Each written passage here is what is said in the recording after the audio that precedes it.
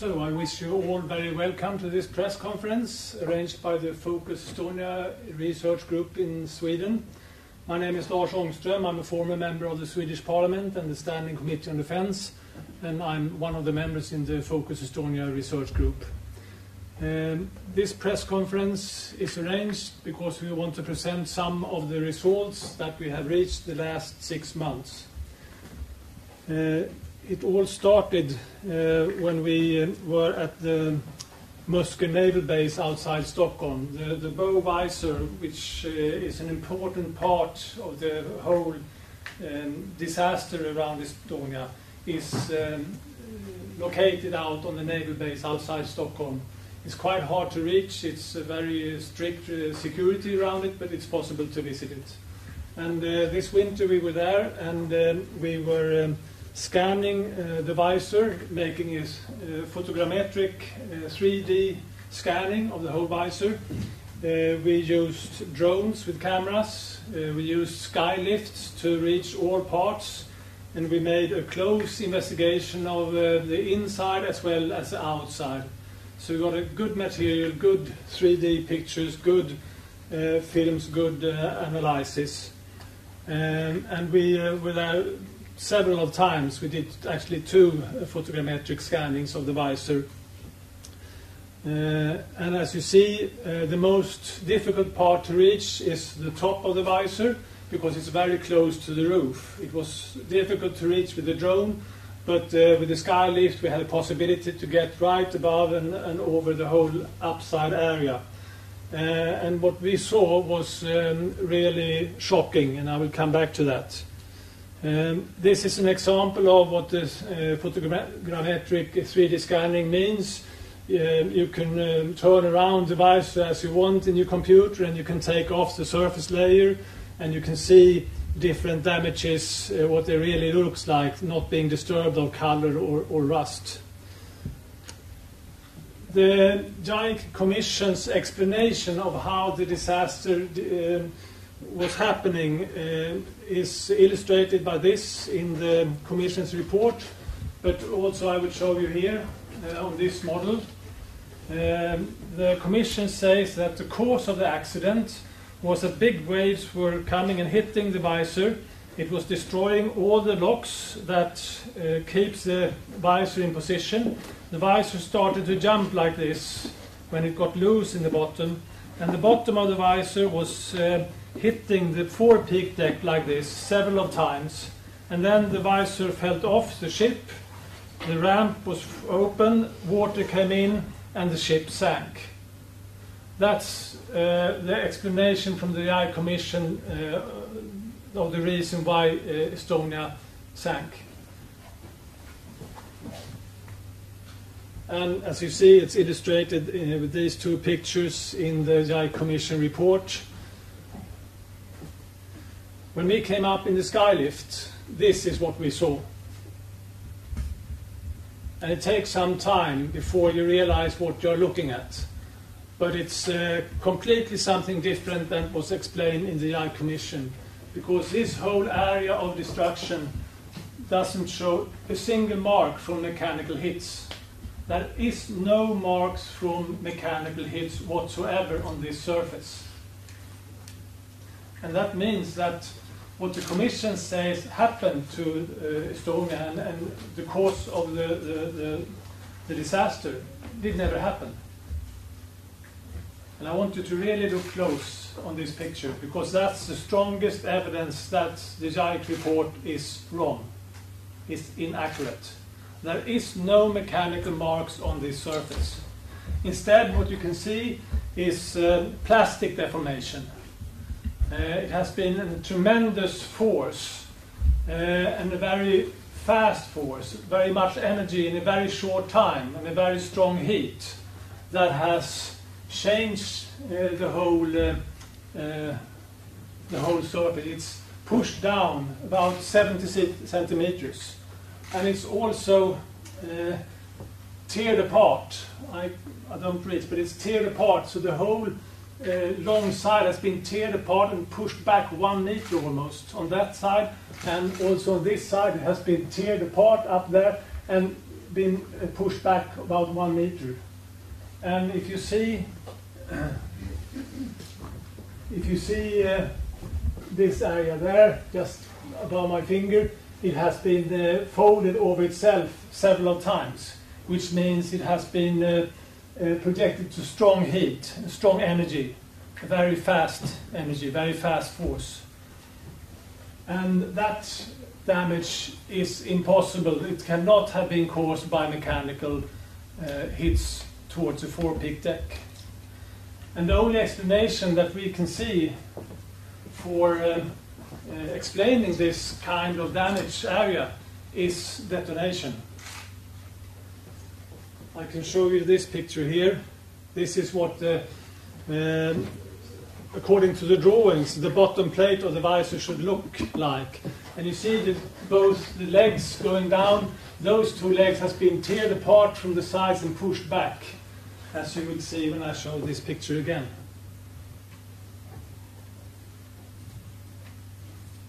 And if you look at this picture, the blue area is what the bottom plate would have looked like if it was still in position.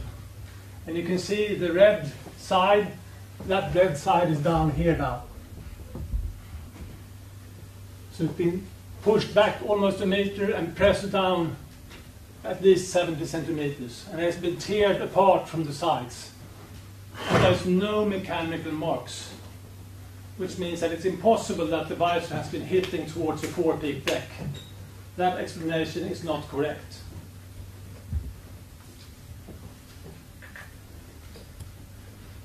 This is a close-up picture from the 3D photogrammetric model, and you can see even closer this damage here, and also in the front, at the front of the visor plate.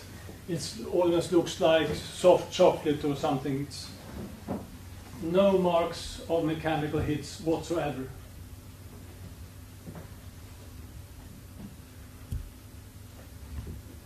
This is another close-up picture. And you can ask anyone, this damage is impossible. It cannot be created by mechanical force. When we realized this, we looked close on the photogrammetric 3D pictures, and then it's even easier to see that there is no mechanical marks in the structure at all. And you can turn this around and see from different point of views. When we realized this, we understood that the visor is the key to explain what happened, and parts of the visor we realized were stored in Karlskrona in south of Sweden, in a big storage. There was 3 big boxes standing with different parts of Estonia's bow visor. They were not organized in any way. There was no list on what parts there was. There was no list explaining where they had been on the visor. There was no list of what kind of research that has been done. They were just poured down in these boxes. They came to Sweden and they were stored down in Karlskrona. So, and the Swedish Accident Investigation Organization, SHK, they have not been doing any investigation on these parts. So we went down to Karlskrona and worked for 2 days trying to identify what parts of the visor is this and where on the visor have they been. And we analyzed it and made a close research, and we found, like here, this area here, this part which is in the middle had been sitting on the visor. And then we also managed to put different pieces together, realizing that we had the whole front piece of the visor, and it's a strong 60 millimeters thick part, and it has been pushed into the visor and flattened and broken in many places. Here's a picture from the JAI Commission that was taken on the visor, and we identified these 3 pieces that are on the table to have been very close to the area where our experts say that this must have been the place for a detonation. Up at the green point we have the part lying on the left side of the table.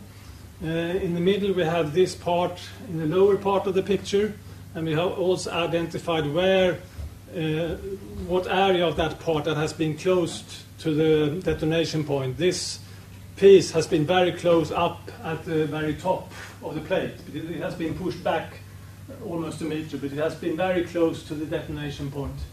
And also the one up there at the left side of the gap is this piece.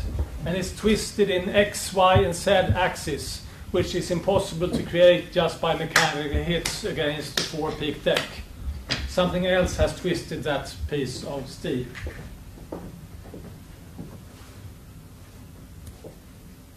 So this is a picture I will end with.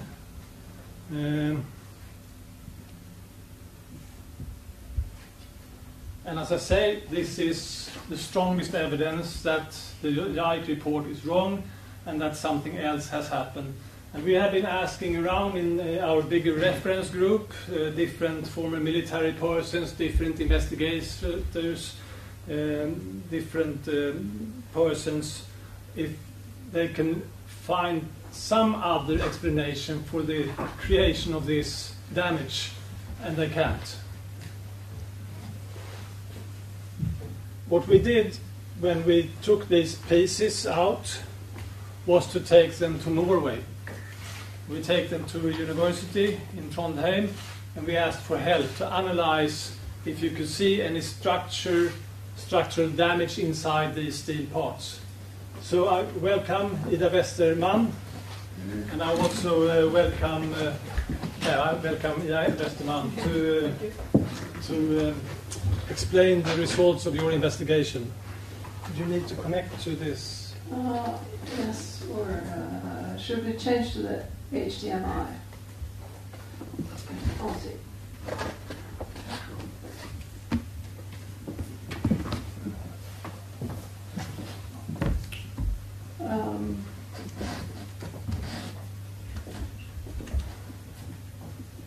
Find the technical switch.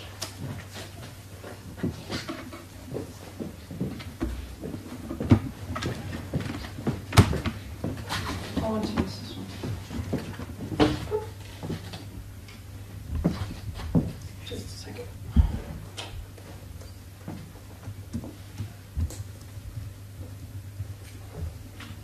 And that was a really poor introduction. Ida Westerman is a professor at the university, a professor in metallurgy. I'm sorry. That's okay. Will it, let's see. Simply right.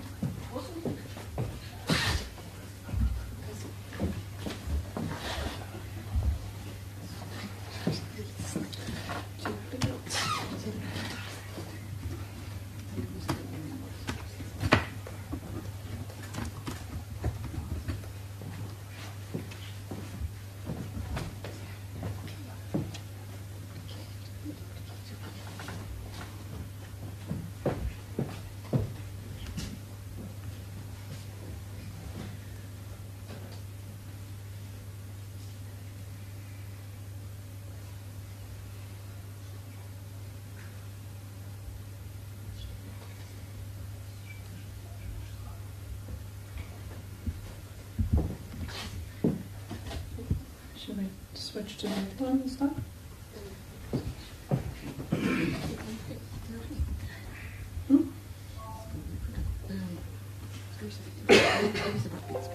Let's go this presentation. Okay, just a second then, please. Yes, we will start. Sorry.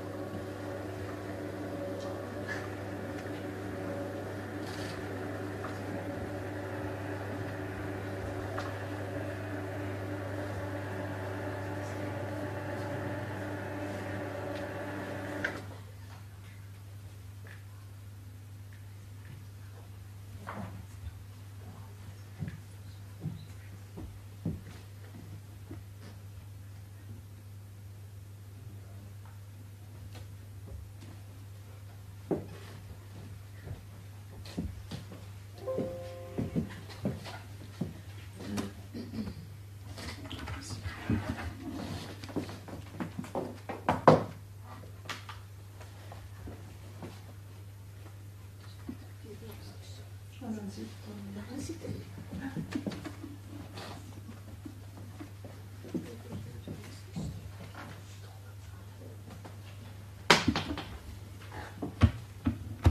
Very good.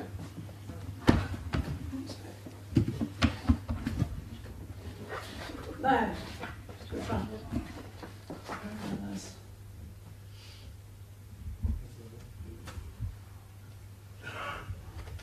Technical problems.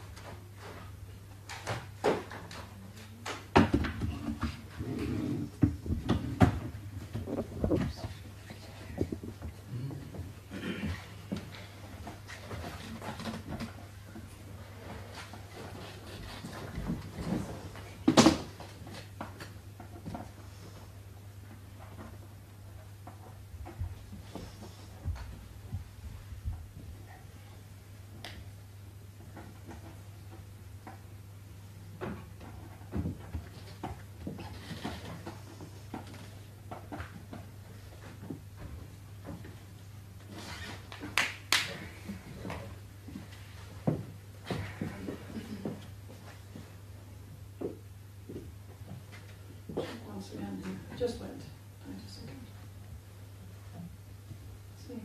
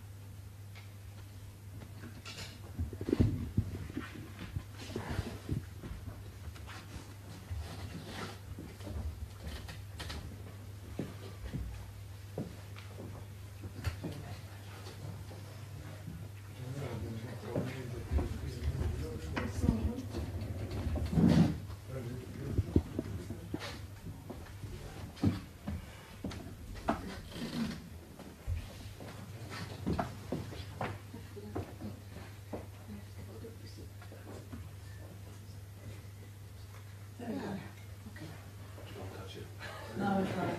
Don't touch anything. Okay. Well, thank you, Lars, for the introduction. As you said, I'm an associate professor in physical metallurgy, and I have the honor to look at this plate that you're watching here in the middle. If we just have a look at it, this is a 10 millimeter thick steel plate. And we also see that there are large deformations, so it's actually bent 180 degrees. I took out a sample, let's see, from this region right here. And when I looked at that, I did some polishing, I ground it and I polished it, etched it a little bit, and then I actually see the microstructure. And what I saw there was this kind of microstructure, and actually this is exactly what I expect a microstructure of this steel to be. Steel is it's iron, and the white parts are iron-rich parts, and the black parts or grey parts are carbon-rich. So it contains approximately 0.2% carbon. This structure is stable up to 769 degrees. If you heat it up to 700 degrees for a few seconds or a few minutes and cool it down, it will still look exactly the same. If you go above 669 degrees, the steel starts to transform. That's a very amazing part about steel, is actually that it has different phases. So you can look at the history of this steel. And above approximately 850 degrees, the entire structure will be transformed. So it's a tiny bit like if you have water and ice, it changes its structure. The amazing part is just that steel has several more structures. So I have looked at two pieces which was not in this region here. This was the first part, and then I took out sample number 1, which is the one here, and I took out a sample from this region up here. This is sample number 2. So if we just start to look at region number 1 and have a visual inspection again, we see that there is a thinning of the plate here. So this was a 10 millimeter thick plate. This is approximately 5 millimeters. This is 5 millimeter extra on top of the plate in this ridge that we see along here. And we also see that the fracture here actually does not occur in this part, but a little bit away from it. And there are no signs of contact deformation. So again, here, this was a sample that I took out. This is the thin part. This is where we see that the material has been shifted and the fracture to the right. So I have 3 regions that I have looked specifically at. And the first part here is where it's actually bent over, and we see that it's connected here on the other side.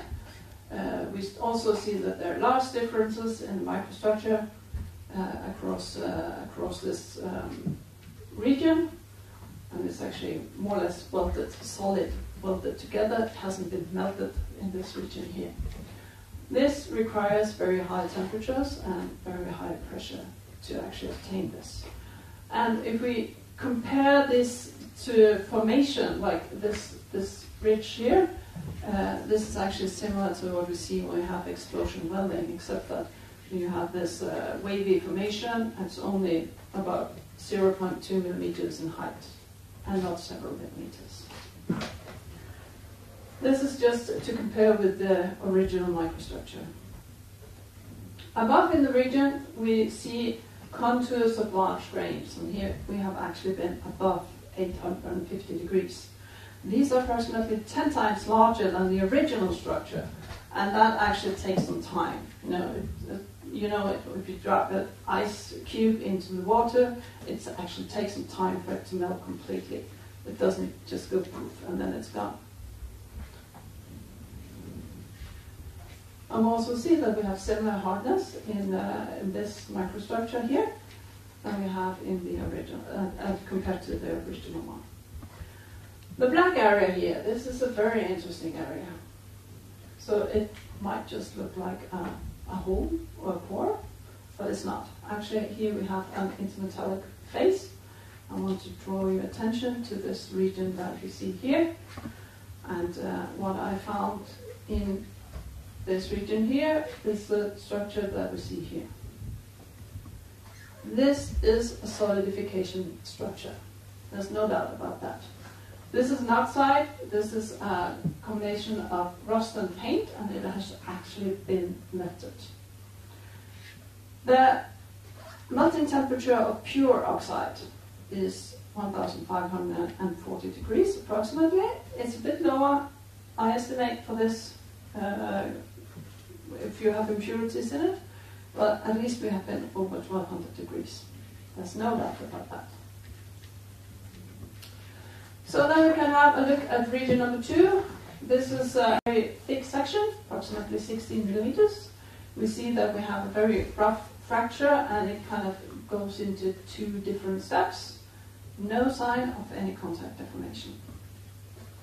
The interesting thing here is actually this is the top side, and at the top side we have a normal structure. I'll go through here. In the middle we find this heat affected zone, and we also see that we have these very large grains in here. And at the bottom we would have a microstructure that I would call a weld zone. So this is actually added material to this side of the plate.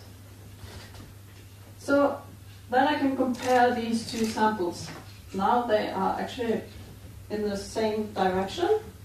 So this is the top side of the plate here. This is the top side of the plate here. But what we find is that we have a heat affected zone on the top of this sample, we have a heat affected zone at the bottom of the sample. So I'll come with some conclusions. We see very large deformations. There's no doubt we don't have any sign of physical contact. I've looked at 3 different regions, so the one that is unaffected, so I have the reference microstructure, and then I have 2 near fracture regions. There must have been a very high energy impact to actually shift the metal into this ridge that we see. And we have had locally very high temperatures. There must have been 2 heat sources, one of each side of the plate. That is what we have observed. And the observed microstructure cannot be explained by mechanical deformation and friction alone. That's impossible. Thank you.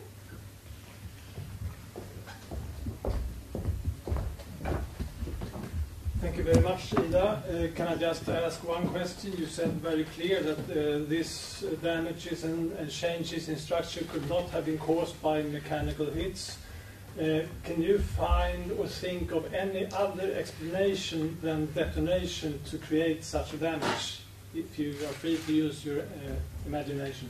Yeah, I'm not an expert in any other things, but I can't think of any. But I don't want to speculate, and I think we need to make more investigations to actually make sure what caused this. Yes. I can't tell you exactly. Thank you. So then I will ask Professor Emeritus Anders Olvarsson, expert in ship construction and many more things, to take the floor. Do you have a microphone? No?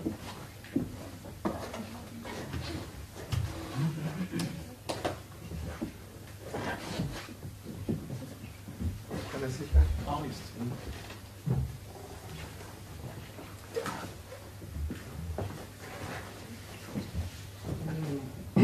Okay, I guess I'm going to present myself. Yes, please. So I'm Professor Emeritus from Chalmers. I was appointed in 1983 and I retired 2008. And my subject was marine structural engineering, which is part of naval architecture, which is a research and education subject in Chalmers and also in Stockholm at KTH. I was a PhD from KTH and, as I said, professor at Chalmers. I've been asked by Lars Ångström to look into these deformations and the picture here, and I'm able to give expert confirmation on what has already been said, and probably what you all can see if you go close and see here. The rupture is a very astonishing for my what I thought was a yikes explanation for the damage and the catastrophe, and now I see something that has not been mentioned by the joint accident investigation. This thing that they never mentioned this, they have had control of the visor from the beginning and to the situation where you can look at it at the muscle base. And this part has not been easily accessible, so it needed some special efforts to come close to it. Several meters of rupture in the plates here is obvious, and it is a lot of plastic deformation, and you can also see that it has been plastically deformed, which needed a lot of heat. Lars Ångström asked me to make a calculation of the forces needed, and I can say that it's too complex. You need to know both time and force to explain this. And it's of course possible to simulate with modern time element calculations, but even that is to the limit of what we can do in the academia. So my conclusion is that an explosion most likely. I cannot see any mechanical deformation as Lars has mentioned. So a very quick heat has been there, and I cannot imagine anything else at an explosion. Thank you. Thank you very much, Anders. And I will also say that in the Focus Estonia research group, we do not know if this detonation, sorry, if this detonation has occurred on the surface before the sinking or after the sinking when the ship has been on the bottom. We don't know about that yet. We have our theories, but it's needed more analysis and more research. And some of the analysis is done right now at this moment out in the sea by the expedition led by Margus Kurm. And we will have many more answers that will be usable in explaining what has happened. In the room we also have Roland Carlson. Could you please come forward and present yourself? Dr. Roland Carlson has been working with the SHK as an investigator. Yeah. I was investigating aircraft accidents and incidents. I would like to make some general comments at first.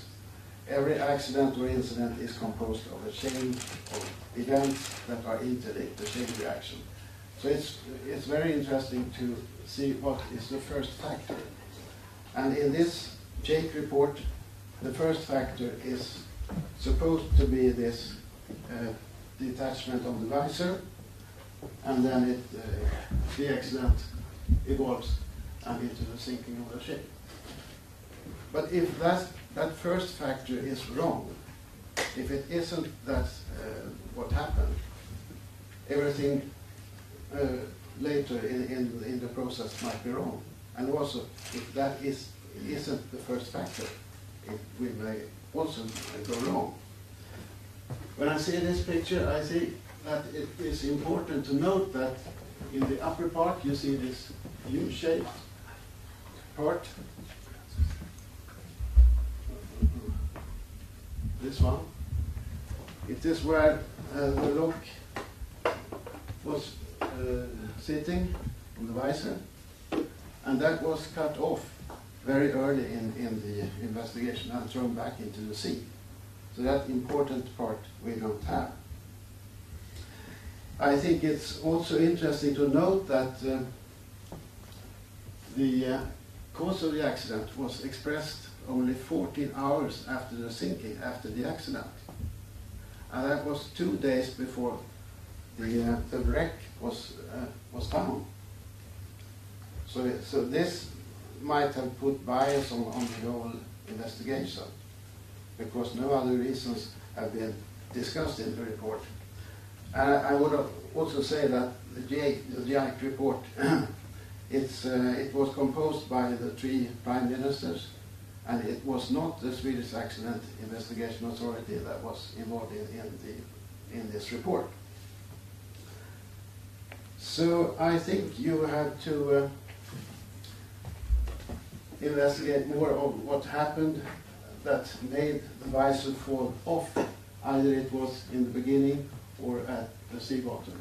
And what I see, what you have shown today, I think it's obvious that we have a depression. It's formed like a bowl. We have plates being bent outwards, inwards, and folded. And I also think that the discoloration is interesting because it was white inside. And here we see it's red or orange or yellow or even black if you see pictures from the beginning. So, and together with the metallurgic investigations, I think it's probable that something has happened in this area, like an explosion or anything like that.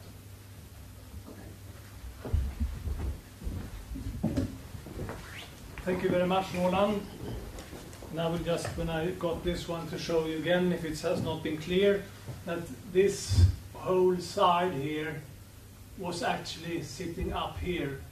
So it has been ripped down from here to here. And it's the same here, this whole side was actually fitted up here. It has been ripped off down here.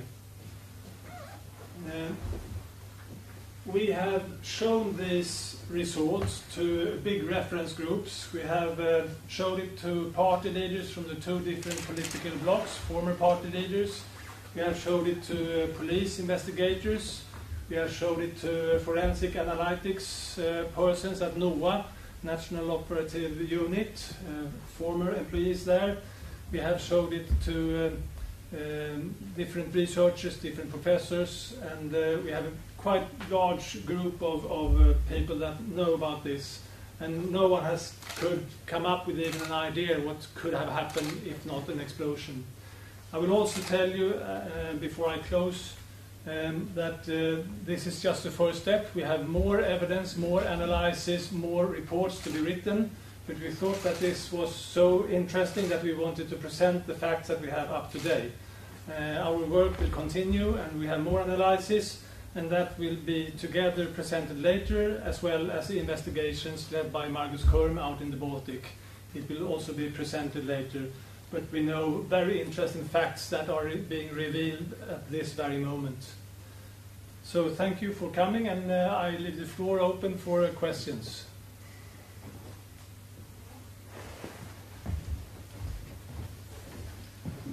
And if there's no questions right now, Yes.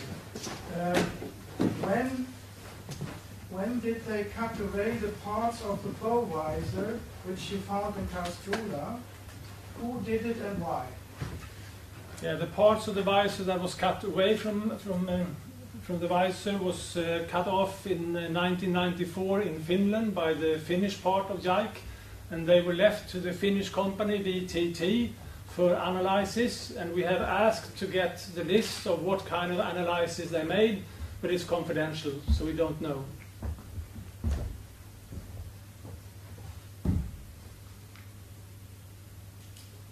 Question to the lady from Norway. Do you know that Jutta Rabe in Germany made a metallic analysis from two metal parts very close to those, not from the visor, but where the visor attached to the bulk in the front of the ship? Yes, I actually know that, and I've looked at the same samples, I can tell you. But based on those samples, I couldn't say anything, because there were no heat exposure.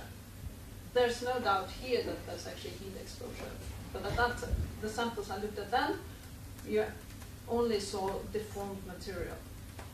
But there's, from Brandenburg, the first institute, she gave it, and Klaus Zellerfeld the second, they show Naumann bands. Yeah. Typical explosive traces. I didn't see some Naumann's bands in your analysis. No, I couldn't see that. I didn't look for it when I first saw saw this heat-affected zones, because they can be very difficult to find. And as you saw, the microstructure changes within just centimeters away from the same area. So it's very important that you actually find the right pieces to look at. So you cannot exclude that there are also in your samples Naumann bands? No. Okay, thank you. Okay. I can also tell you that you're welcome to see the parts of the visor being exposed up here. We also have a picture. That picture is lying on the table, as well as drawings and a three-dimensional photogrammetric picture of the same area over there. And we also, all these parts that are down in Karlskrona, and the visor by itself is owned by Sjöhistoriska Museet, which we are in now. And we have Susanna, a representative for the museum. If anyone wants to talk to her about the visor and then the parts, she is here as well. Yes? I have one question. Have you taken any samples also in the places from the details that doesn't necessarily indicate to explosion, like in those places where you don't assume the explosion happened, how those samples differ from the places that you connected the detonation places? Well, we have taken samples. I think it also took samples from this part, but no samples from this part. And it's all about if you get the specific part of the piece that has been close to the detonation. And we can only assume that the detonation has been, the main detonation has been up here. And then one of our former military experts say that there was probably some kind of explosive tapes kind of sitting on this side here and on this side here, but we are not sure about that. And it means that it's only if we only can find pieces that are very close to these assumed detonation points that we can find, like Ida has done, changes. We did not find any changes. Ida did not find any changes in that part of this piece that was analyzed, and that means that it was not close enough to the detonation. But I will also say that there is part on the actual visor now standing south of Stockholm that is very interesting to take off and analyze, like this area here. It's the most clear piece that something has happened that is not a result of mechanical hits. And also other pieces down here.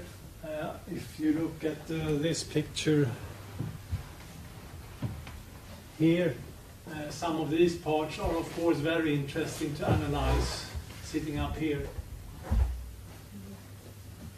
But if you say that it was a detonation, do you have any hypothesis how strong the explosion might have been, and what kind of how strong the explosive material might have been? No, we do not know about that. It has been strong, because you can see that the energy that has been, exposed this damaged area has been very strong, but how strong we do not know.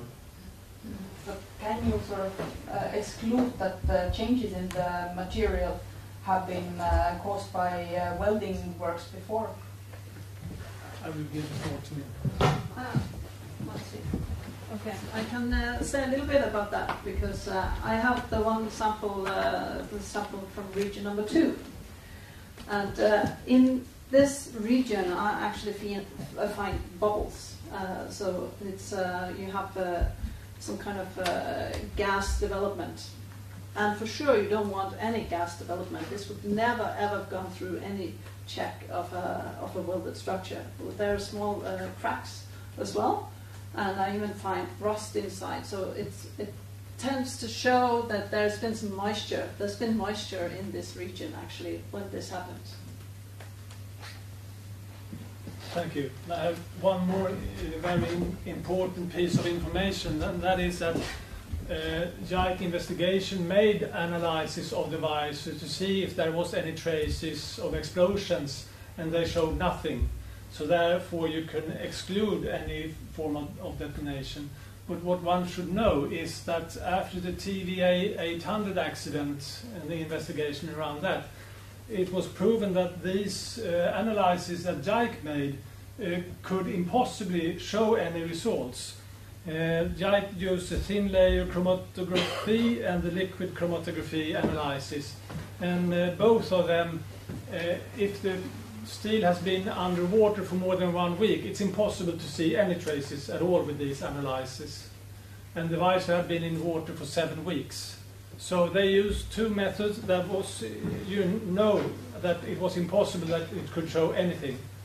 If you really are interested in seeing if there has been a detonation, a metallurgical analysis are necessary.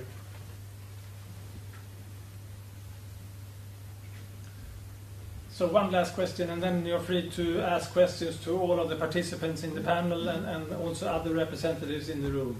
The method to analyze metallics for explosives was developed in Sweden by the Swedish military authority. Did you contact them in this connection now?